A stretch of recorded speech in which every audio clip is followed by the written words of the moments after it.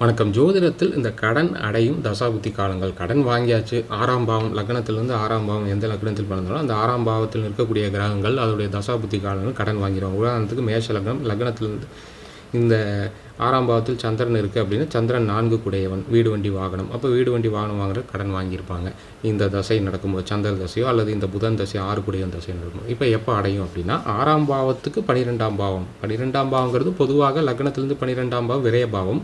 ஒரு பாவத்திலேருந்து இன்னும் 12ஆம் பாவங்கிறது இந்த லக்னத்திலேருந்து 5ஆம் பாவம் தான் 6க்கு விரய பாவம். இப்போ இது கடன் விரயமாகும், நோய் நொடி இருந்தால் விரயமாகும். ஏன்னா 6ஆம் பாவங்கிறது நோய் நொடி ஸ்தானமும் கூட. அப்போது அது இந்த பாவத்தின் தசை, அதாவது இதில் இருக்கக்கூடிய கிரகங்களுடைய தசாபுத்தி காலங்களில் அல்லது இதோடைய அதிபதி சூரியன் இங்கே சிம்மத்துக்கு, அப்போ சூரிய தசை 6 வருஷம் இருக்குன்னா கடன் அடைச்சிடுவாங்க. அது எந்த கடனாக இருந்தாலும் சரி.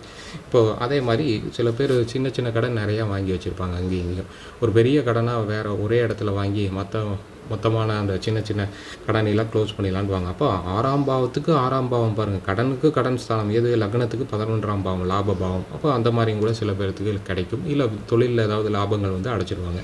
அதே மாதிரி 6ஆம் பாவத்துக்கு பாக்கியஸ்தானம் 9ஆம் இடம். இங்கேருந்து என்னென்னிங்கன்னா லக்னத்துக்கு 2ஆம் இடம் வருவாய். சில பேர்த்துக்கு நல்ல வேலை கிடைத்து வருவாய் இங்கிச்சு அப்படின்னு கூட கடன் அடிப்பாங்க. நம்ம சேனல் சப்ஸ்கிரைப் பண்ணி பாருங்கள். நன்றி.